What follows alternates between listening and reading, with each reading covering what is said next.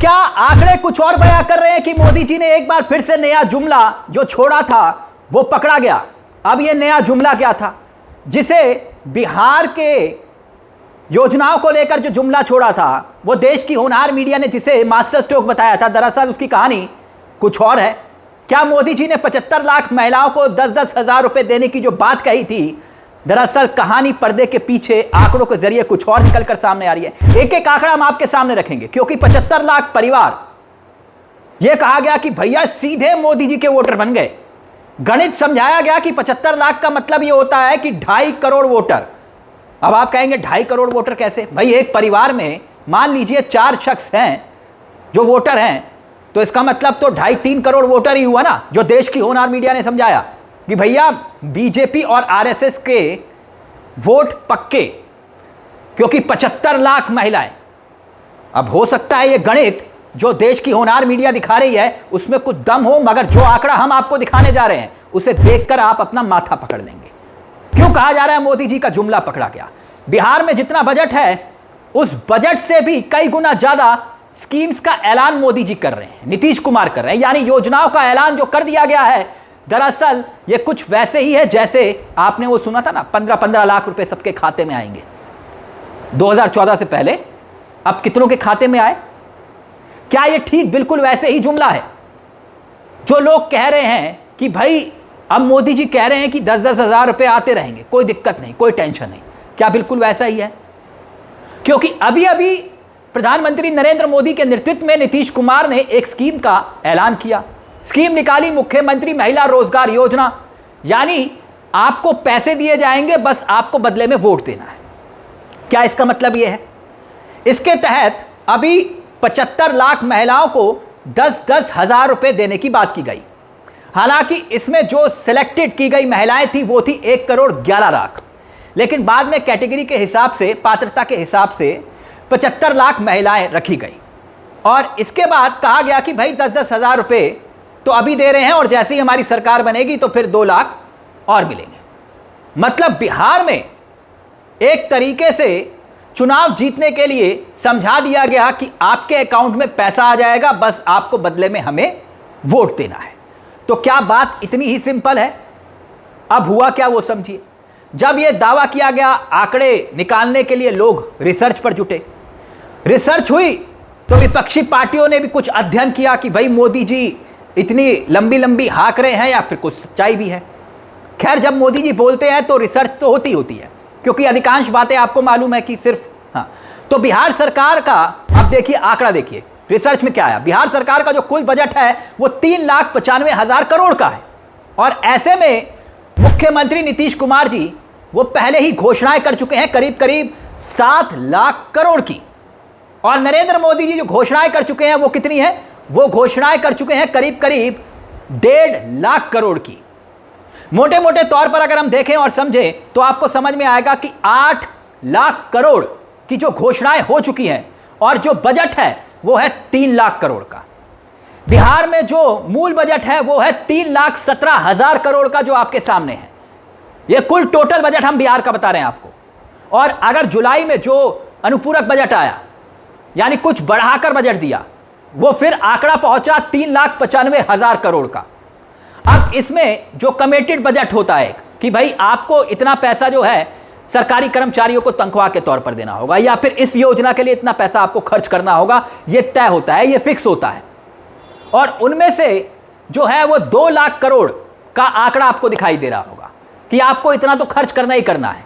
सरकार के पास जो बचता है पैसा वो अलग अलग योजनाओं के नाम पर, जिसे आप कह सकते हैं कि भाई अब आपको जो पैसा जो बचा है सरकारी मुलाजिमों को तनख्वाह देने के बाद, वो बचता है आपके पास 1,16,000 करोड़। यानी 3,95,000 करोड़ आपके पास में कुल पैसा था, और उसमें से 2,00,000 करोड़ कमिटेड जो आपने खर्च किया, जो सरकारी मुलाजिमों को तनख्वाह दी, और इसके बाद बचा 1,16,000 रुपया, 1,16,000 करोड़ रुपए जो आपने घोषणा की। घोषणा कितनी की? वो की 8 लाख करोड़ के आसपास की। यह कहानी हकीकत है बिहार की। नीतीश कुमार सरकार की जो घोषणाएं हैं वो है 7,08,700 29 करोड़ की, और केंद्र सरकार की घोषणाएं हैं 1,15,000 करोड़ की, यानी मोदी जी की। अब यहां पर मोटे तौर पर अगर आप देखें और समझें तो नीतीश कुमार की, केंद्र सरकार की घोषणाएं दोनों को मिला लीजिए, इन दोनों के आंकड़ों को मिलाएंगे तो यह आंकड़ा पहुंचता है 8 लाख, 8.5 लाख करोड़ के आसपास का। अब इतना पैसा कहां से आएगा, जब इतना तो बजट नहीं, इतना तो आप ऐलान कर रहे हैं। अब तेजस्वी यादव भी सामने आए, प्रेस कॉन्फ्रेंस की, कहा कि भाई देखिए ये मोदी जी का जुमला है, झूठ बोल रहे हैं। अब तेजस्वी यादव का बयान इत्मीनान से सुनिएगा, एक एक शब्द को जो आंकड़ों के जरिए वो समझा रहे हैं। सुनिए क्या कह रहे थे तेजस्वी। आप सब लोग बिहार बजट में थे 25-26 वाले में। टोटल बजट जो बिहार का था 3,17,000 करोड़। ध्यान से लिखिएगा, जो बिहार का टोटल जो बजट है फरवरी 2025 3,17,000 करोड़। उसके बाद जुलाई में सप्लीमेंट्री हुआ, यही 25 में, जिसमें कि फर्स्ट सप्लीमेंट्री बजट में 58,000 करोड़ जो है लिया गया।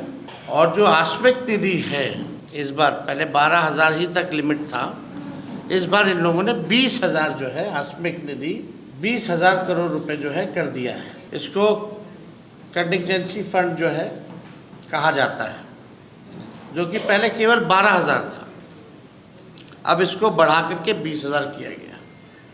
यानी अगर बिहार सरकार का पैसा भी कितना है तो आप समझ सकते हैं 3,95,000 करोड़। अब 3,95,000 करोड़ में से 3,95,000 करोड़ में से एक कमिटेड एक्सपेंडिचर होता है, एस्टैब्लिशमेंट एंड कमिटेड एक्सपेंडिचर, यानी सैलरी वैलरी सब लोगों का देना वेना, यानी एकदम कमिटेड है, कोई योजना से मतलब नहीं, वो एकदम कमिटेड है। वो 2 लाख करोड़ है, 2 लाख करोड़। यानी अब मान लीजिए 3,95,000 करोड़ में से 2 लाख तो कमिटेड है, यानी अब स्कीम एक्सपेंडिचर समझिए कि 1,16,000 करोड़ ही बचा जो स्कीम रन कर सकते हैं। और मान लीजिए एडिशनल रिसोर्सेज भी है तो 80,000 करोड़, यानी टोटल फंड जो बच गया फॉर द स्कीम्स, यानी जितना फंड जो बचा योजनाओं के लिए वो 1,95,000 करोड़ है, including previous plans and schemes. यानी आप जो स्कीम जो चल रहा है, जो पैसा बचा, इसमें भी कमिटेड है। मान लीजिए कोई बिल्डिंग मेडिकल कॉलेज के लिए दिया गया है, वो बन रहा है, या कोई रोड का टेंडर दिया गया है, तो उसका भी पार्ट में पैसा जाता है। तो आप समझिए कि 1,95,000 करोड़ में से जो बचा स्कीम चलाने के लिए, उसमें भी कई कमिटेड पैसे हैं जो स्कीम्स के लिए ऑलरेडी जो पूरे नहीं हुए हैं उसके लिए चल रहे हैं। ठीक है, तो ये बात। अब यहां पर 3,95,000 करोड़ जो पैसा टोटल सरकार का बजट है, 2 लाख करोड़ उसमें से कमिटेड है कि भाई आपको इतने इतने देने हैं, और 1 लाख करोड़ आपके पास बचा। अगर सरकार की मान भी ले 8 लाख करोड़ कि भैया हम 8 लाख करोड़ रुपए एक साल में थोड़ी ना दे रहे हैं, 5 साल के लिए है, बीजेपी नेता बोल सकते हैं, बोलना चाहिए। लेकिन एक सवाल यहां पर और खड़ा होता है, वो ये कि 1 लाख करोड़ ही तो है, आप 5 साल की बात कर रहे हैं कि भैया 5 साल में हम ये पैसा खर्च करेंगे। यहां पर आंकड़ा होता है कितना, 8.5 लाख करोड़। तो अभी भी तो 3.5 लाख करोड़ रुपए का घाटा दिखाई दे रहा है। तो सरकार कहां से लाएगी, कर्जा लेगी। यानी कि बिहार की जनता को क्या वाकई में बेवकूफ़ बनाया जा रहा है, या फिर यूं समझिए कि भैया कर्जा तो ले लिया हमने, भरेंगे तो आप ही। तो ये आंकड़े कुछ और बयां कर रही है, कहानी कुछ और बयां कर रही है। यहां मसला सीधे वोट का है, नोट और वोट।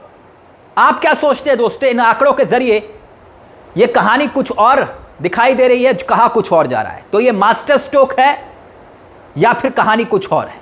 इस मुद्दे को लेकर अपनी राय हमें कमेंट बॉक्स में जरूर बताइएगा। मुझे तिलक चावला को दीजिए इजाजत। चलते चलते दरख्वास्त, हमारे चैनल को सब्सक्राइब करना मत भूलिएगा, क्योंकि ये मंच आपका है जहां हम सिर्फ खबर नहीं दिखाते बल्कि खबर के पीछे की खबर भी बताते हैं। नमस्कार, जय हिंद, जय भारत।